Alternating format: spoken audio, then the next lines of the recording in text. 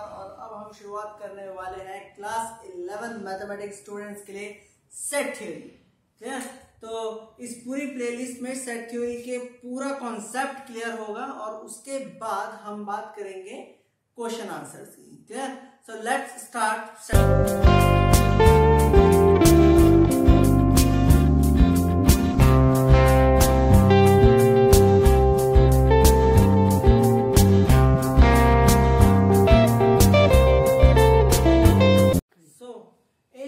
Mathematical language देखिए, अगर आप नॉर्मल लैंग्वेज में देखें, अपनी एवरीडे लैंग्वेज में देखें, क्लियर, वर्ड में देखें, हर एक ऑब्जेक्ट का, क्लियर, हर एक थिंग का, चाहे वो लिविंग थिंग हो चाहे वो नॉन लिविंग थिंग हो, हर एक का एक स्पेसिफिक एक पर्टिकुलर नेम है। जैसे फॉर एग्जांपल मेरा नाम ऋषभ कुमार है, क्लियर, इस मार्कर को मार्कर से रिप्रेजेंट करते हैं और हर एक चीज को अलग अलग चीज से रिप्रेजेंट करते हैं, क्लियर। लेकिन अगर आप मैथमेटिकल लैंग्वेज में देखें, कोई भी थिंग है, चाहे वो लिविंग थिंग हो या नॉन लिविंग थिंग हो, उसको कहते हैं ऑब्जेक्ट, क्लियर। सो उसको बेसिकली अगर आप मैथमेटिकल लैंग्वेज में देखें, एवरीथिंग इन यूनिवर्स, इस यूनिवर्स में जो भी है, क्लियर, वेदर चाहे वो लिविंग है या नॉन लिविंग है, आप उसको बेसिकली क्या कहेंगे? सिर्फ और सिर्फ ऑब्जेक्ट, क्लियर। आप उसके सिवा उसे और कुछ नहीं कहेंगे, clear. So for an example, mathematical के लैंग्वेज में मैं भी एक ऑब्जेक्ट हूं और मैथमेटिकल के लैंग्वेज में ये मार्कर भी एक ऑब्जेक्ट है, क्लियर। सो मैथमेटिकल ये याद रखिएगा, ऑब्जेक्ट, क्लियर। लिविंग बीइंग या नॉन लिविंग बीइंग, इससे कोई फर्क नहीं पड़ता, क्लियर। सो पहली चीज हमें सेट थ्योरी में ये दिमाग में रखनी है। नाउ सेकंड, हम आगे चलते हैं कलेक्शंस के बारे में। सो अगर आप देखें, हम एवरीडे लाइफ में हम बहुत सारे कलेक्शन शब्द को बहुत ज्यादा यूज करते हैं, ठीक है। इस कलेक्शन जो वर्ड है, इसे इतना ज्यादा यूज करते हैं, जैसे for example collection of vowels in English alphabet, उसके बाद collection of reverse in India, collection of all books of maths. उसी तरीके से मैथमेटिकल का भी हम कलेक्शन करते हैं, जैसे natural number collections, whole number collections, उसके बाद collection of rational number. So generally अगर आप इन सारे कलेक्शंस को देखें, ये सारे जो कलेक्शंस हैं ये कैसे हैं? Well defined. अब सवाल ये आता है, वेल डिफाइंड का मीनिंग क्या है? सो अगर आप इसे ध्यान से समझें, सो फॉर एन एग्जांपल, अगर मैं इस कलेक्शन को देखूं, river in India, clear, river of India, या फिर सो अगर इस डेफिनेशन को देखा जाए या फिर इस कलेक्शन को देखा जाए, क्लियर। सो अगर नेचुरल नंबर का कलेक्शन है एक नेचुरल नंबर का कलेक्शन है, जिसे हम मैथ में किससे डिनोट करते हैं? कैपिटल एन से। सो जब मुझे इसे डिफाइन करने को दिया जाएगा तो मैं कौन से नंबर इसमें रखूंगा? 1 2 3 4, कुछ इसी तरीके से। उसी तरीके से अगर आपको ये कलेक्शन डिफाइन करने को दिया जाए, इसको भरने को दिया जाए, तो आप भी यही ऑब्जेक्ट रखेंगे जो मैंने रखे, 1 2 3 4, क्लियर। मीन्स जो कलेक्शन है नेचुरल नंबर्स का, जो कलेक्शन है नेचुरल नंबर्स का, वो हर एक पर्सन के लिए क्या रहेगा? Same, clear. इससे कोई फर्क नहीं होगा कि इसकी डेफिनेशन कभी चेंज नहीं होने वाली। मीन्स ये जो कलेक्शन होगा, इसका जो कलेक्शन होगा, इसकी जो डेफिनेशन होगी नेचुरल नंबर सेट की, ये हर एक पर्सन पे क्या रहेगी? सेम। सो जो डेफिनेशन होगी इसकी, वो पर्सन टू पर्सन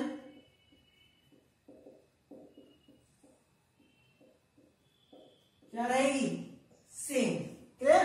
सो ये एक एग्जांपल था। उसी तरीके से होल नंबर की जो डेफिनेशन रहेगी, वो भी हर एक पर्सन के लिए क्या रहेगी? सेम। तो होल नंबर की डेफिनेशन कैसे? जैसे फॉर एग्जांपल इसमें 0 इंक्लूड होता है और पॉजिटिव नंबर होते हैं, जैसे 0 1 2 3 4 and so on. So whole number का जो भी कलेक्शन होगा और जो भी पर्सन इस कलेक्शन को कलेक्ट करेगा, वो सेम नंबर ही कलेक्ट करेगा। अगर मैं यहां पर देखूं reverse in India, so for an example, अगर मुझसे इस कलेक्शन को कलेक्ट करने को कहे तो मैं गंगा करूंगा, यमुना करूंगा, क्लियर, गोदावरी, और उन रिवर्स को लूंगा जो इंडिया में है। लेकिन क्लियर, और अगर आपसे इसका कलेक्शन करने को कहें तो आप भी इन्हीं रिवर्स को यूज करेंगे, गंगा, यमुना, सरस्वती, कुछ इस तरीके से। लेकिन क्या इस कलेक्शन में मैं अमेजोन और नाइल को जोड़ सकता हूं? जी नहीं, बिल्कुल नहीं। क्यों? क्योंकि इसकी डेफिनेशन क्या है? Reverse in India. सो ये जितने भी कलेक्शंस हैं, for example vowels in English alphabet. So English alphabet में सिर्फ 5 वोवल्स होते हैं, ए ई आई ओ यू। सो सिर्फ यही रहेंगे, आप इसकी डेफिनेशन को चेंज नहीं कर सकते। क्लियर? सो इसका मीनिंग है वेल डिफाइंड। ये सारे के सारे जो सेट है, सारे के सारे जो कलेक्शंस हैं, सॉरी सेट नहीं, कलेक्शंस हैं, ये जितने भी कलेक्शन है, चाहे वो हमारी एवरीडे लाइफ में हो, चाहे वो हमारे मैथमेटिकल लाइफ में हो, वो सारे के सारे क्या है, वेल डिफाइंड। क्लियर? ये सारे कलेक्शन जो मैं आपके सामने रखे हैं, ये सारे क्या है, वेल डिफाइंड। सो ऐसे कलेक्शंस को हम क्या कहते हैं, सेट। सो सेट की डेफिनेशन क्या है, लेट्स सी। सो सेट या फिर a well defined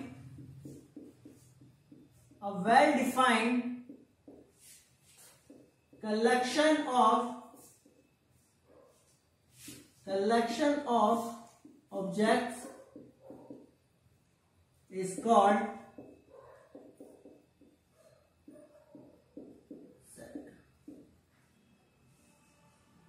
clear? So ये आपकी सेट की डेफिनेशन है। सो सेट जनरली में देखिए है क्या, अगर ऑब्जेक्ट्स का कलेक्शन होता है, क्लियर? सो ऑब्जेक्ट मीन्स वो कुछ भी हमारी लाइफ में, हमारे यूनिवर्स में कुछ भी, चाहे वो लिविंग हो चाहे नॉन लिविंग, तो उसका अगर आप कलेक्शन करते हैं और उस कलेक्शन की एक डेफिनेशन होती है, एक वो वेल डिफाइंड होता है, वो पर्सन टू पर्सन चेंज नहीं होता है, वेरी नहीं होता, तो वो जो कलेक्शन होगा ऑब्जेक्ट का, वो जनरली आपका क्या बन जाएगा, सेट। क्लियर? तो ये डेफिनेशन है सेट की। अ well defined collection of objects is basically a set. अब हम देखेंगे कुछ और एग्जांपल्स मैं आपके सामने रखूंगा एवरीडे लाइफ के। क्लियर? और कुछ और एग्जांपल जिनसे हम ये देखेंगे कि कौन सा कलेक्शन सेट है और कौन सा कलेक्शन सेट नहीं है। सो ये कुछ एग्जांपल्स हैं। सो अब हम एक एक करके इन सारे कलेक्शंस को देखते हैं। इन सब कलेक्शन में से कौन सा कलेक्शन सेट है और कौन सा कलेक्शन सेट नहीं है। तो सेट की डेफिनेशन क्या थी कि वो पर्सन टू पर्सन वेरी नहीं होना चाहिए। क्लियर? वो एक वेल डिफाइंड कलेक्शन होना चाहिए। So a well defined collection of objects is basically a set. सो पहला देखें, so vowels in English alphabet. So अगर आप इंग्लिश अल्फाबेट्स में वोवल्स देखते हैं तो इसका collection of vowels in English alphabet. So कितने वोवल्स होते हैं, 5, ए ई आई ओ यू। सो अगर मैं कलेक्ट करता हूं तो मैं भी इन्हीं वोवल्स को कलेक्ट करूंगा, अगर आप कलेक्ट करते हैं तो यही वोवल्स कलेक्ट करेंगे, और अगर कोई तीसरा पर्सन है तो वो भी यही वोवल्स को कलेक्ट करेगा, वो एच और कुछ और अल्फाबेट नहीं जोड़ देगा। सो बेसिकली अगर आप इस कलेक्शन को देखें तो ये क्या है, एक वेल डिफाइंड। ये पर्सन टू पर्सन क्या है, कॉन्स्टेंट, ये वेरी नहीं कर रहा। क्लियर? अगर आप कितने भी पर्सन को इस कलेक्शन को दिखाएं और उसे डिफाइन करने की कोशिश करें तो सबके सब यही 5 ऑब्जेक्ट्स देंगे, ए ई आई ओ यू। सो ये कलेक्शन कैसा है, ये कैसा कलेक्शन है, ये सेट है, ये वेल डिफाइंड है, तो इसलिए ये क्या हुआ, सेट। तो ये आपका क्या हुआ, सेट, यह हो गया आपका सेट। क्लियर? तो ये सेट है। क्लियर? सेकंड एग्जांपल देखते हैं, collection of days of a week. Clear? Means एक वीक में जो डेज का उसका क्या करना है, कलेक्शन, उसका क्या करना है, कलेक्शन। सो जनरली 7 डेज होते हैं। Clear? Monday, Tuesday, Wednesday, Thursday, Friday, Saturday and Sunday. So again ये भी पर्सन टू पर्सन क्या रहेगा, सेम। मेरे लिए भी वही 7 डेज है, आपके लिए भी वही 7 डेज है, और कोई भी है तो उसके लिए भी वही 7 डेज है। सो मीन्स ये जो कलेक्शन है ऑब्जेक्ट का, ये भी कैसा है, सेम। ये भी कैसा है, वेल डिफाइंड। ये चेंज नहीं हो रहा पर्सन टू पर्सन, तो ये भी क्या है, एक सेट। तो ये भी आपका क्या हो गया, सेट। ओके, सो पहले तो क्लियर हुए। नाउ थर्ड की बात कर लेते हैं, प्लैनेट्स ऑफ सोलर सिस्टम। हमारे सोलर सिस्टम के प्लैनेट्स अगेन वो भी सेम ही रहेंगे, Earth, Jupiter, Mercury, Mars, Venus, clear, Uranus, Neptune, ये सब क्या रहेंगे, सेम। ये भी क्या है, एक वेल डिफाइंड कलेक्शन। क्लियर? ये जो कलेक्शन है ये पर्सन टू पर्सन चेंज नहीं होगा, मीन्स ये भी क्या है, एक सेट। क्लियर? ये भी क्या है, एक सेट। नाउ थर्ड देख लेते हैं, सॉरी फोर्थ क्या है, collection of all interesting books. फिर से देखें, collection of all interesting books. Clear. So for example अगर मैं अगर कलेक्ट करता हूं इंटरेस्टिंग बुक, सो मेरा जो कलेक्शन होगा वो अलग होगा, आपका जो इंटरेस्टिंग बुक का वो अलग होगा। फॉर एन एग्जांपल मेरी जो बुक इंटरेस्टिंग बुक का कलेक्शन होगा वो फिजिक्स का होगा, और आपका फॉर एग्जांपल मैथ का हो सकता है, ज्योग्राफी का हो सकता है, या किसी और का हो सकता है। मीन्स ये जो कलेक्शन है ये पर्सन टू पर्सन कैसा हो रहा है, वेरी चेंज हो रहा है। मीन्स ये आपका सेट नहीं है, इसकी तो कोई डेफिनेशन ही नहीं है इस कलेक्शन की। सो ये जो कलेक्शन है ये कैसा हुआ, वेल डिफाइंड नहीं है। मीन्स ये पर्सन टू पर्सन वेरी कर रहा है, तो ये सेट नहीं है। सो नॉट अ सेट, ये आपका सेट नहीं है।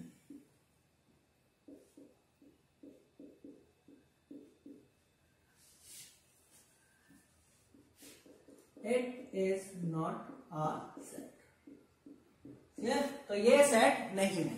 नेक्स्ट देखिए, मोस्ट डेंजरस एनिमल्स का कलेक्शन करना है। अगेन अगर ये कलेक्शन मैं करता हूं तो फर्स्ट प्रेफरेंस मैं टाइगर या लायन को दूंगा। अगेन ये पर्सन टू पर्सन वेरी होगा, किसी को लायन सबसे ज्यादा डेंजरस लगेगा, तो किसी को चीता डेंजरस लगेगा, तो किसी को एलिफेंट लगेगा। अगेन तो ये जो कलेक्शन है द मोस्ट डेंजरस एनिमल्स, ये भी कैसा हो रहा है, चेंज हो रहा है पर्सन टू पर्सन। मीन्स इसकी तो कोई डेफिनेशन ही नहीं है। सो ये क्या है, ये वेल डिफाइंड नहीं है। मीन्स ये सेट नहीं है। तो ये भी आपका क्या है, नहीं है set, not a set. Now अगला देख लेते हैं, collection of dramas written by Shakespeare. Clear. Means Shakespeare के हाथों, क्लियर, शेक्सपियर के लिखे हुए ड्रामास का कलेक्शन। सो वो क्या है, वेल डिफाइंड, क्योंकि यहां पर अगर शेक्सपियर नहीं आता और सिर्फ यह आता collection of dramas, so again बहुत सारे राइटर्स हैं, उनके अलग अलग ड्रामा होंगे और हर एक पर्सन टू पर्सन हर एक का क्या होगा, अलग कलेक्शन। लेकिन यहां पर क्या है, शेक्सपियर द्वारा लिखे गए। सो मेरा भी कलेक्शन वही हो सकता है, शेक्सपियर द्वारा ही लिखे हुए मैं ड्रामास कलेक्ट करूंगा, आप भी वही कलेक्ट करेंगे इन सेम। सो ये क्या है, कलेक्शन एक वेल डिफाइंड, और इसका मतलब क्या हुआ, ये क्या है आपका सेट। तो ये आपका क्या है, सेट। क्लियर। नेक्स्ट देखो, 5 most handsome Bollywood actors. Again ये भी डिफरेंट रहेगा हर एक पर्सन के। क्लियर। फॉर एग्जांपल आप फर्स्ट प्रेफरेंस किसी अक्षय कुमार को देते हैं, तो कोई दूसरा जो पर्सन होगा वो फर्स्ट प्रेफरेंस सलमान खान को देगा। क्लियर। सो ये 5 होंगे, ये हर एक पर्सन के लिए क्या होंगे, डिफरेंट। क्लियर। ये पर्सन टू पर्सन कैसे करेंगे, वेरी करेंगे, चेंज करेंगे। मीन्स ये भी कैसा है, ये सेट नहीं है। सो ये भी आपका सेट नहीं है। So it is not set. Next, top 10 cricketers. Clear. Top 10 cricketers, तो कलेक्शन करना है हमें टॉप 10 क्रिकेटर्स का। अगेन ये भी पर्सन टू पर्सन क्या होगा, वेरी। क्लियर। किसी की कुछ पसंद है तो किसी की कुछ पसंद है, तो ये भी आपका सेट नहीं है। It is not a set. Now natural numbers less than 10। Clear. So collection of natural number less than 10, तो जो 10 से कम है नंबर है नेचुरल नंबर्स, उनका कलेक्शन करना है। तो जनरली कौन से होते हैं, 1 2 3 4 5 6 7 8 9। और ये जो कलेक्शन होगा ये पर्सन टू पर्सन कैसा होगा, सेम, आपके लिए भी, मेरे लिए भी, और हर एक के लिए भी। मीन्स ये वेल डिफाइंड है, ये एक सेट है। ये है आपका सेट। तो कुछ इस तरीके से आप समझ सकते हैं हमारी एवरीडे लाइफ से जुड़े हुए जो कनेक्शंस है, क्या वो सेट है या नहीं।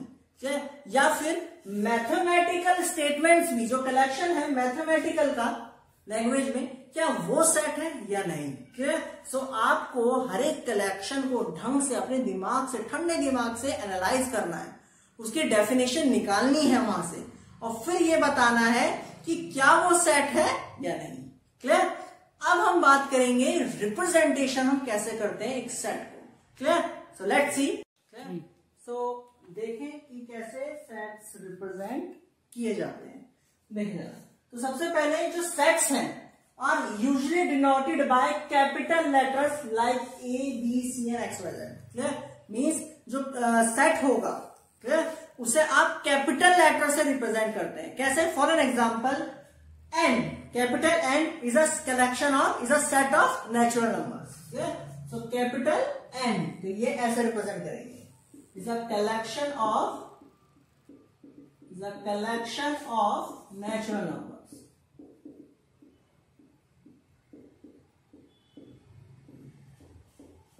Clear? Is a collection of natural numbers. Means आप कैपिटल लेटर से रिप्रेजेंट करते हैं। फॉर एन एग्जाम्पल, एक और एग्जाम्पल ले लेते हैं, कैपिटल वी। कैपिटल वी क्या रिप्रेजेंट करता है? देखें कौन सा कलेक्शन रिप्रेजेंट करता है। कलेक्शन भी लिख सकते हैं, सेट भी लिख सकते हैं। क्लियर? तो यहां पर सेट भी लिख सकते हैं आप, set of natural numbers. Clear? क्योंकि जो नेचुरल नंबर्स का कलेक्शन है वो बेसिकली सेट है। तो वी क्या है? Set of vowels in English alphabet.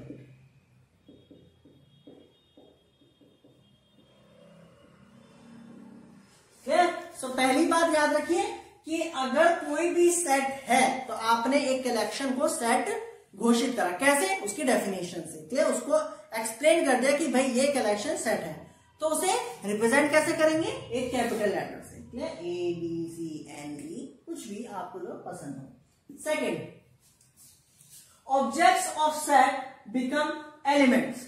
Clear? Means जैसे फॉर एग्जाम्पल इसे कुछ इस तरीके से समझिए कि पहले आपने एक कलेक्शन लिया, क्लियर, आपने बहुत सारे उसमें ऑब्जेक्ट रखे, क्लियर, और एक वो क्या बना? कलेक्शन। अब उस कलेक्शन को आप एनालाइज कर रहे हैं, उसको क्या कर रहे हैं? एनालाइज कर रहे हैं, और फिर वो आपने उसकी डेफिनेशन देखी और फिर उसे कहा कि ये क्या बन गया? सेट। तो ये क्या बन गया? सेट। सो इसके अंदर जो एलिमेंट ऑब्जेक्ट्स होंगे वो क्या बन गए? एलिमेंट्स। क्लियर? सो मीन्स अगर वी जो है सेट ऑफ वॉवल्स है और उसके एलिमेंट क्या होंगे? ए ई आई ओ यू, ये इसके क्या बन गए? एलिमेंट्स। ये क्या हो गए? एलिमेंट्स। क्लियर? और ये क्या हो गया? आपका सेट। तो ये सेट है और ये जो इसके अंदर ऑब्जेक्ट्स हैं उन्हें आप क्या कहेंगे? अब एलिमेंट। तो कलेक्शन ऑफ ऑब्जेक्ट्स और set of elements. Clear? Collection of objects and set of elements. Elements का सेट होता है और ऑब्जेक्ट्स का क्या होता है? कलेक्शन। क्लियर? चलिए थर्ड देखें। थर्ड जो याद रखने वाली चीजें, तो पहली दो इंपॉर्टेंट है, तीसरी देखिए। जो एलिमेंट्स है सेट के, उन्हें आप रिप्रेजेंट करते हैं स्मॉल लेटर से। Clear? Like A B C. जैसे अगर मैं इसी ऊपर वाला एग्जाम्पल को अगर आप देखें, सो कैपिटल वी क्या रिप्रेजेंट करता है? एक set. Clear? Capital letter set V. Clear? और उसके अंदर जो एलिमेंट्स होंगे, एलिमेंट्स, क्लियर, उन्हें आप कैसे राइट करोगे? रिप्रेजेंट करोगे small letters, A E I O U. जैसे फॉर एन एग्जांपल एक और, क्लियर, अगर जैसे ये एन है तो ये तो नॉर्मल नंबर का सेट है, तो आप 1 2 3 ऐसे लिख सकते हैं। क्लियर? उसके बाद एक छोटी सी और इंपॉर्टेंट चीज, जैसे फॉर एन एग्जांपल अगर आप इस सेट को देखें, इस वाले को, क्लियर, तो अगर आप इस सेट को देखें, ए जो है is the element of set V. आप ऐसे लिख सकते हैं, ऐसे तो लिखेंगे कि ए जो है वो एलिमेंट है सेट वी का। क्लियर? अब इतना बड़ा बार बार थोड़ा लिखेंगे, थोड़ा और छोटा कर देते हैं ऐसे। लेट से आप इसे ऐसे लिख सकते हैं, ए बिलोंग्स टू वी, ऐसे लिख सकते हैं। So A is element of set we.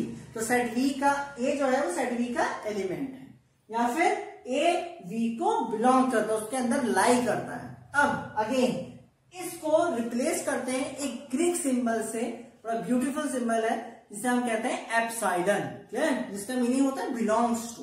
सो इसको आप ऐसे लिख सकते हैं, ए बिलोंग्स टू वी। समझ में आया? A belongs to. क्लियर? ये क्या है आपका? एक ग्रीक सिंबल है, एक ग्रीक सिंबल है। ग्रीक सिंबल, क्या नाम है इसका? Epsilon. Epsilon, clear? Epsilon. So इसका मीनिंग क्या होता है? Belongs to.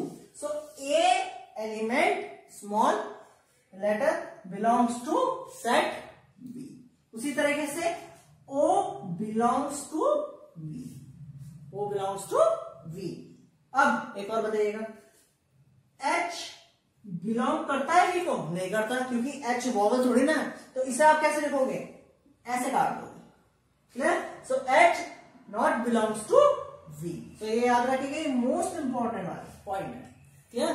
सो आपको बार बार इज द एलिमेंट या बिलोंग्स टू लिखने की जरूरत नहीं है। अब आप एक छोटा सा सिंबल यूज करेंगे विच इज एप्सिलॉन।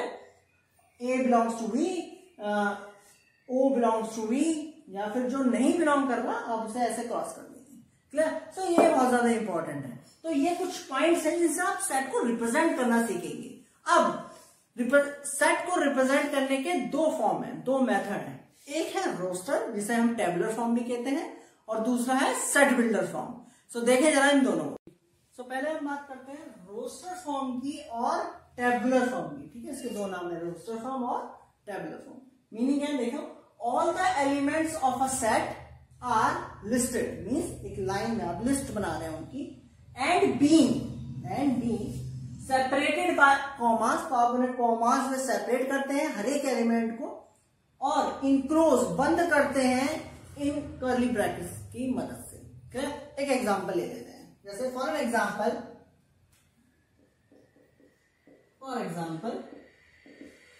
हम जानते हैं V जो है set of all vowels in English alphabets, clear? तो जो V है वो सेट है, set of vowels in English alphabet,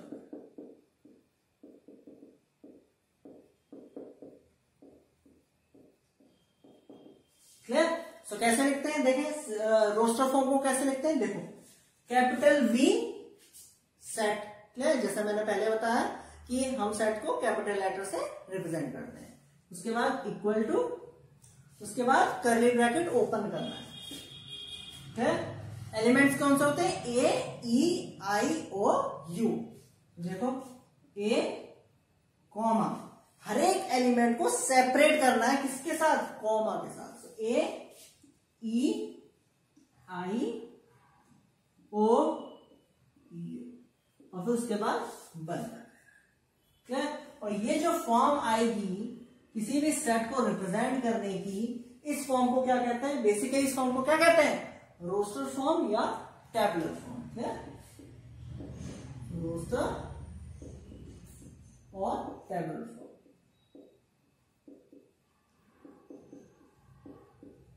tabular form, clear? Now अब कुछ और एग्जांपल्स देख लेते हैं, और यहां पर थोड़ी सी इंपॉर्टेंट बात और है, यहां पर मैं नोट लिख देता हूं, ये जरा इस पे ध्यान रखिएगा। देखें, अगर इस सेट को ऐसे भी लिख सकते हैं, इस सेट को ऐसे भी लिख सकते हैं। फॉर एग्जांपल, अगर इस सेट का कलेक्शन मुझे दिया जाए तो मैं ऐसे सेट कलेक्ट करता हूं, जैसे मान लीजिए V1 equal to A, E, I, O, U, clear? So मैंने कुछ इस तरीके से कलेक्ट करा, A, E, I, O, U, clear? For example, अब आपको इसका करेक्शन दिया गया और आपने कुछ इस तरीके से कलेक्ट करेंगे, ई, ए, आई, ओ, यू, क्लियर? एक और पर्सन है और उसने कुछ इस तरीके से इन्हें कलेक्ट करा, आई, ई, ए, ओ, यू, क्लियर? सो ये तीन सेट है, और अगर आप इन तीनों सेट में ध्यान से देखें, जो ऑर्डर है एलिमेंट्स का लिस्ट करने का, रखने का, वो क्या है? चेंज है। इसमें अलग है, इसमें अलग है, इसमें अलग है, क्लियर? सो क्या इस सेट का डेफिनेशन, इनकी मीनिंग अलग हो गया? नहीं, ये तीनों सेट क्या है? सेम ही है। फॉर एग्जाम्पल, अगर आप ध्यान से देखें, इसका मतलब क्या हुआ? सोचने वाली बात है। देखिए, जो सेट की डेफिनेशन वो क्या है? वॉवल्स। चाहे वो कैसे भी आप लिखें, रहेंगे तो वो वॉवल्स ही, क्लियर? उसके ऑर्डर जो है वो हमारे लिए सेट थ्योरी के लिए कोई महत्व नहीं देता, क्लियर? मीन आप इसे ऐसे भी लिख सकते हैं, ऐसे भी लिख सकते हैं, और उधर उधर भी लिख सकते हैं, लेकिन शर्त क्या है? शर्त यह है कि डेफिनेशन को फॉलो करने चाहिए एलिमेंट्स, मीन्स वो क्या होने चाहिए, वॉवल्स होने चाहिए, बस इतनी सी बात है। क्लियर? जरूरी नहीं कि ए पहले आता है तो ए ही पहले लिखेंगे, फिर ई आएगा, फिर आई आएगा, फिर ओ आएगा, फिर ओ आएगा, नहीं, आप कैसे भी लिख सकते हैं। मीन्स इसका मतलब क्या हुआ, V1, V2, V3 ये तीनों सेट क्या है, इक्वल, इनका कोई मीनिंग नहीं, ये दोनों क्या है, तीनों क्या है, सेम। समझ में आई? तो ये एक इंपॉर्टेंट, जहां पर मैं नोट लिखा हूं तो याद रखिएगा, ये बहुत ज्यादा इंपॉर्टेंट है। क्लियर? अगर आप इन छोटे छोटे ऑपरेशंस को, डेफिनेशंस को क्लियर कर लेंगे तो सेट थ्योरी इतनी कठिन नहीं है। क्लियर? सो पहली चीज ये, ओके। सो जो अरेंजमेंट है, जो ऑर्डर है, so order of element is immaterial for us, for us. So जो ऑर्डर है एलिमेंट्स का रखने का, वो हमारे लिए इतना उसमें जरूरी नहीं है। क्लियर? वो वैसा ही रहेगा, सेट की डेफिनेशन को फॉलो करने चाहिए जो भी एलिमेंट्स आप रखते हैं। अगर वो सेट की डेफिनेशन को फॉलो करते हैं तो आप उन्हें कैसे भी रख दीजिए, इससे कोई फर्क नहीं पड़ता। लेकिन अगर आप ऐसे लिख दें कुछ, अगर मान लीजिए बिफोर एक और पर्सन है, उसने कलेक्ट कुछ ये कर दिया, AEHOEUP, कुछ ये कलेक्ट करा, तो ये इक्वल नहीं है इन तीनों के। क्यों? क्योंकि ये डेफिनेशन को फॉलो नहीं कर रहा। हर एक एलिमेंट फॉलो करना चाहिए सेट की डेफिनेशन को, ये मोस्ट इंपॉर्टेंट बात है। क्लियर है मेरी बात? तो ये है आपका रोस्टर फॉर्म और टेबुलर फॉर्म। क्लियर? अब सवाल आता है, एक छोटा सा क्वेश्चन और आता है सेट थ्योरी में, कि अगर कोई वर्ड है, क्लियर, अगर कोई वर्ड है तो उसे रोस्टर फॉर्म में कैसे लिखते हैं। तो देखो मैं एक एग्जांपल बता देता हूं।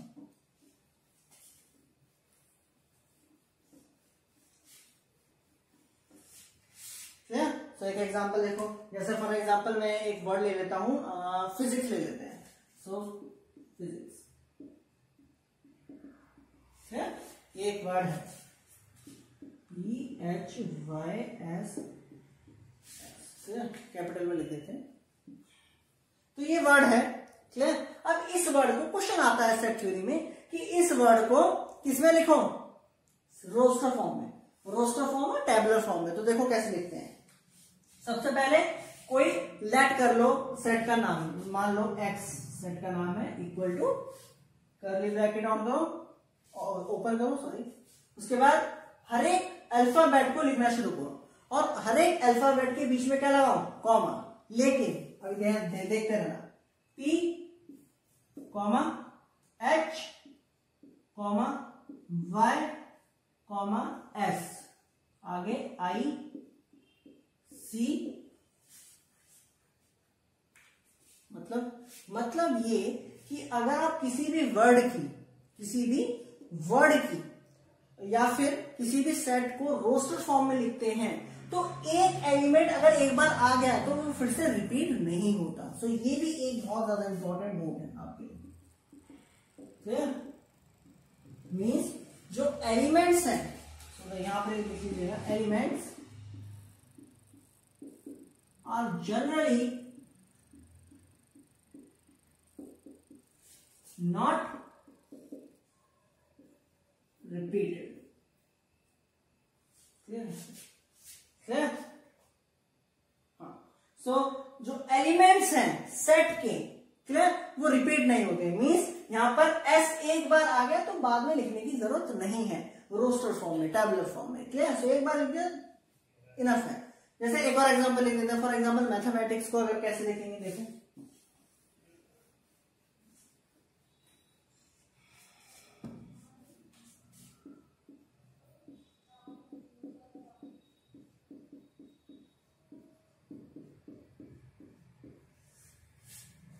स्पेलिंग, ठीक है। ये मैथमेटिक एक वर्ड है, अब इसको किसमें लिखना है, रोस्टर फॉर्म में, टेबुलर फॉर्म में। देखो कैसे लिखेंगे।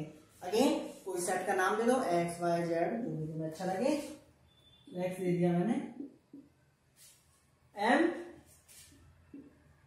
A T H, कॉमा जरूर लगाना, ठीक है, ई एम वापस नहीं आएगा क्योंकि एक बार आ गया तो रिपीट नहीं होते जनरली, याद रखना इस चीज को। उसके बाद ए भी नहीं आएगा, टी भी नहीं आएगा, आई आएगा, सी आएगा, एस आएगा, बिल्कुल आएगा। तो ये हो गया आपका इस वर्ड का रोस्टर फॉर्म, क्लियर, या टेबुलर फॉर्म, क्लियर। तो बहुत ही इंटरेस्टिंग और बहुत ही इजी है। रोस्टर फॉर्म तो सच में बहुत इजी है, ठीक, लेकिन जो सेकेंड रिप्रेजेंटेशन है, जो सेकेंड मेथड है सेट को रिप्रेजेंट करने का, जिसे हम कहते हैं सेट बिल्डर फॉर्म, वो थोड़ा सा इंटरेस्टिंग भी है और थोड़ा आपके लिए थोड़ा डिफिकल्ट हो सकता है। सो उसे अब हम देखने वाले हैं, देखेंगे। सो अब हम शुरुआत कर रहे हैं दूसरे मेथड सेट को रिप्रेजेंट करने के लिए, सेट बिल्डर फॉर्म, क्लियर। इसकी डेफिनेशन देखो क्या है, all the elements of a set, clear, जितने भी एलिमेंट्स है सेट के, possess a single common property, clear, मतलब कि फॉर एग्जाम्पल एक सेट है, आपने उसे रोस्टर फॉर्म में लिख दिया, लेकिन अगर आपको उसे सेट बिल्डर फॉर्म में चेंज करना है तो हर एक एलिमेंट एक ऐसी प्रॉपर्टी आपको निकालनी पड़ेगी जो हर एक एलिमेंट क्या करे, फॉलो करे, क्लियर, मीन्स उस पर लागू हो, उसे फॉलो करे। जैसे फॉर एग्जाम्पल ये है, तो ये एक सेट है, आप अगेन वॉवल्स का बहुत इजी एग्जांपल रहता है तो इसे ही दिया जाता है जनरली। तो ये एक एग्जांपल है, ये रोस्टर फॉर्म है, ये सेट है वॉवल्स का।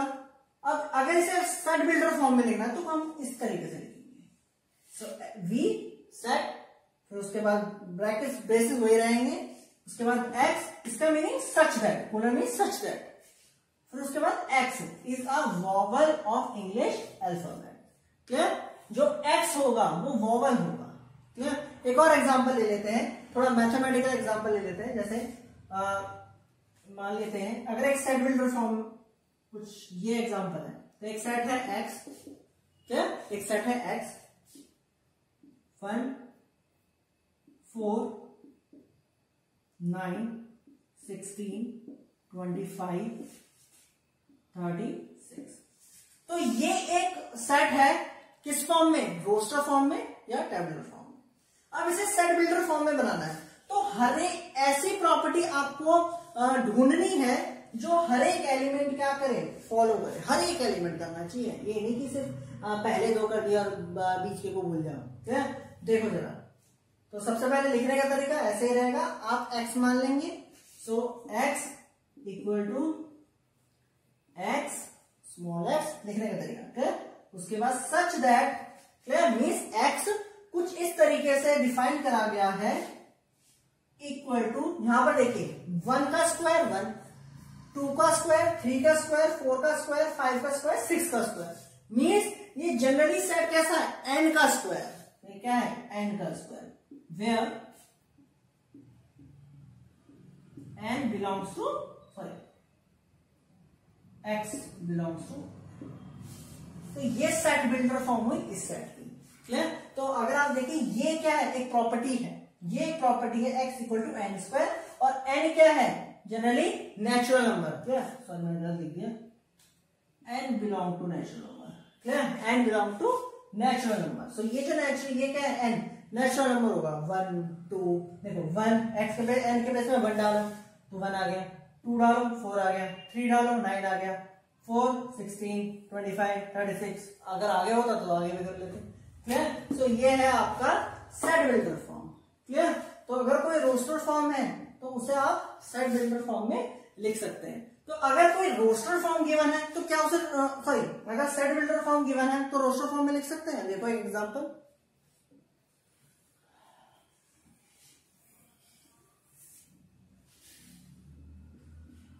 तो एक एग्जांपल है x where x belongs to, या फिर x equal to n cube where n belongs to natural। तो ये एक सेट है जो सेट बिल्डर फॉर्म में है, क्लियर। सो अब इसे चेंज करना है तो ये सेट बिल्डर फॉर्म में है,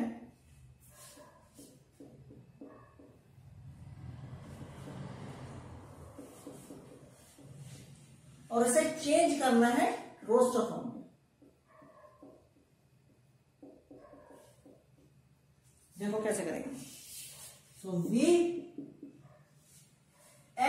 10 के प्लेस में 1 पुट करो। क्यों? क्योंकि नेचुरल नंबर है, तो नेचुरल नंबर 1 से शुरू होगा। सो 1 मीन्स 1 का क्यूब। 2 डालो, 2 का क्यूब, फिर 3 का क्यूब, फिर 4 का क्यूब।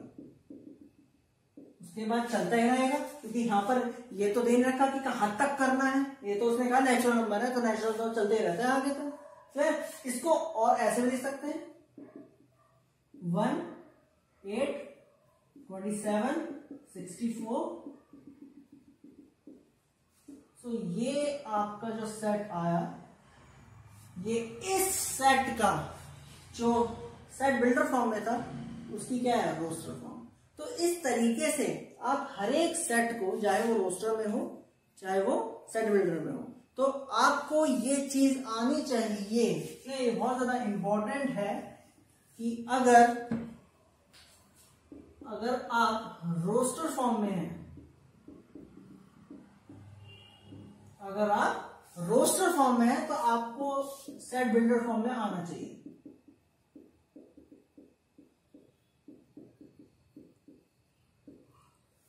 और अगर आप सेट बिल्डर फॉर्म में हैं, तो आपको वापस रोस्टर फॉर्म में आना चाहिए। क्लियर? ये बहुत ज्यादा इंपॉर्टेंट है। क्लियर? और मेरे हिसाब से ये ज्यादा बहुत इंपॉर्टेंट है। क्लियर? सो अगर आपके पास कोई एनसीईआरटी जो भी है, क्वेश्चन शुरू कीजिए रोस्टर फॉर्म में तो सेट में बदलो, सेट बिल्डर फॉर्म में बदलो, और अगर सेट बिल्डर फॉर्म में है तो रोस्टर में बदलो। क्लियर? दोनों के एक से उधर करके देखो। Clear? Again practice makes man perfect. Clear? So I hope you enjoy my video. If you enjoy my video, please like, share and subscribe.